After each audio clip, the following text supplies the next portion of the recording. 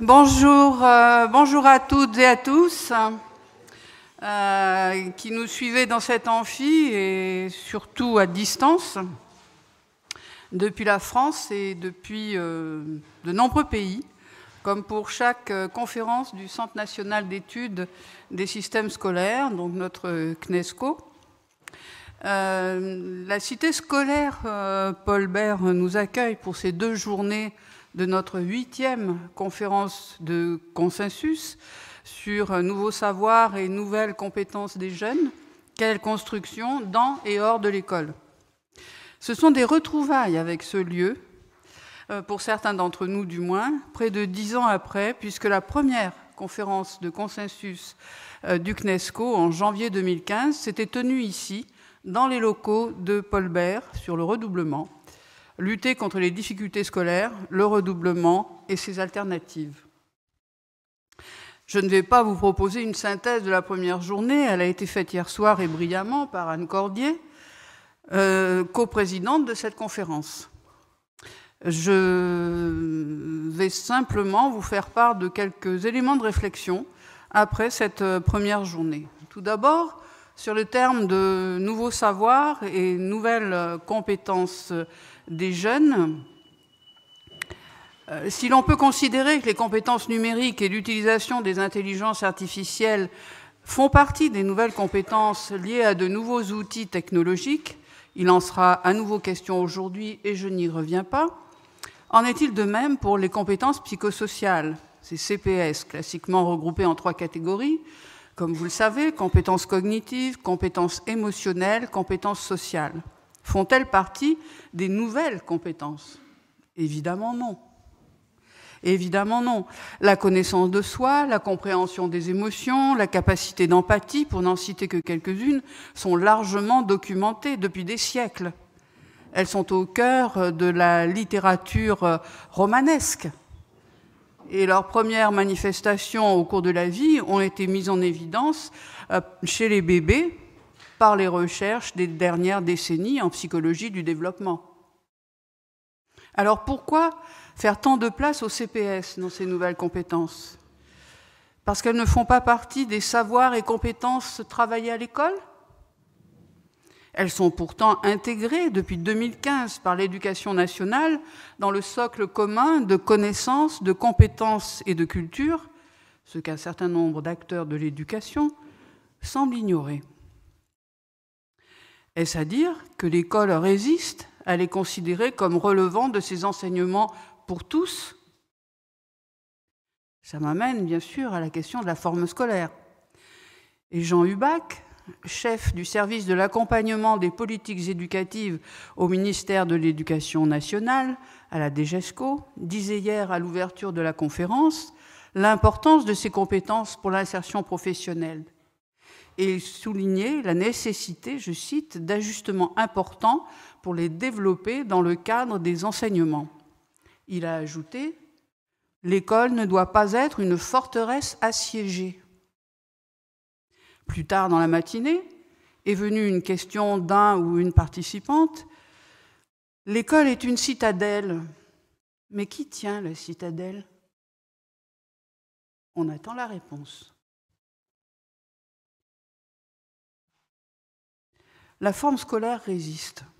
Les programmes scolaires se concentrent sur les apprentissages cognitifs, malgré les objectifs de développement durable des Nations Unies établis en 2015 pour l'agenda 2030, et notamment l'ODD 4, relatif à l'éducation, qui prône une éducation inclusive et holistique.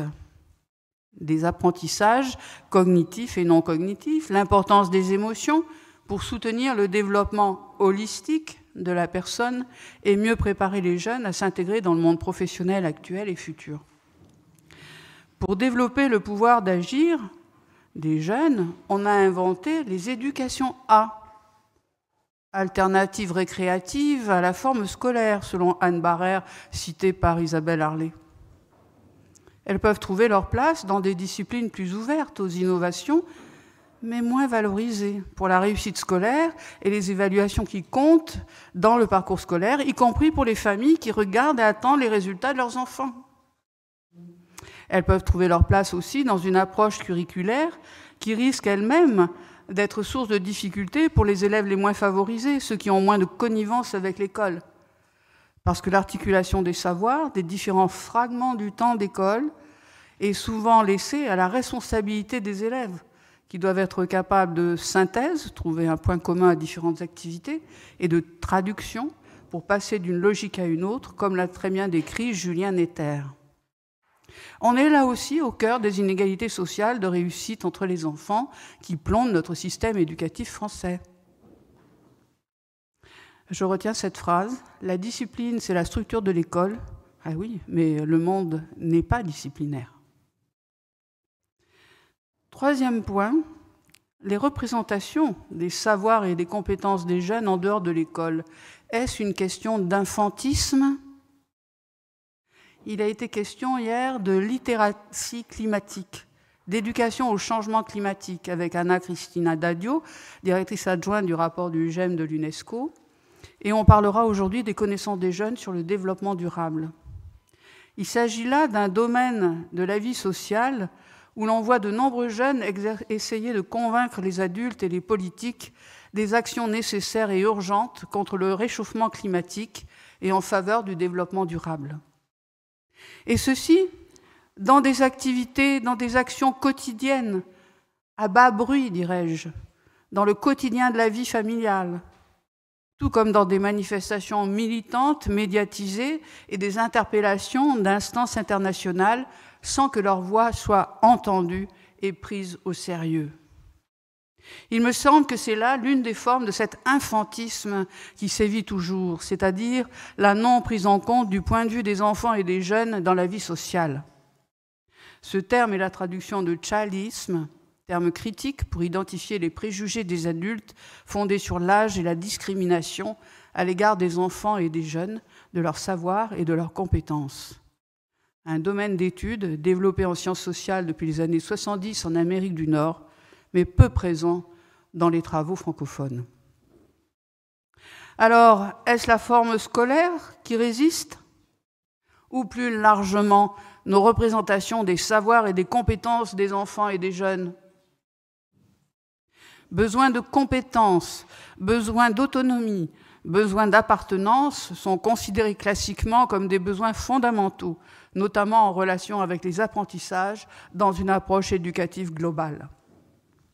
Leur reconnaître la liberté de créer, de modifier, d'influencer les événements, de modifier leur rapport à l'environnement, est-ce vraiment ce que souhaite la société ou bien résiste-t-elle ?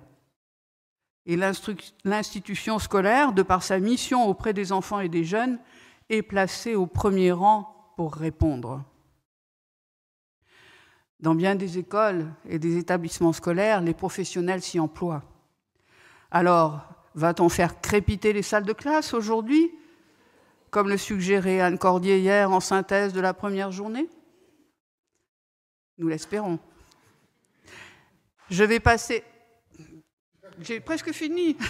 Je vais passer la parole maintenant à Thibaut de Saint-Paul, directeur de la jeunesse, de l'éducation populaire et de la vie associative. L'éducation populaire et la vie associative offrent de nombreuses opportunités aux enfants et aux jeunes pour développer leurs connaissances, leurs compétences et leur pouvoir d'agir. Son intervention est donc particulièrement bienvenue. Thibaut de Saint-Paul est par ailleurs sociologue, spécialiste des modes de vie et des inégalités sociales, et il est l'auteur de 3 romans. À vous.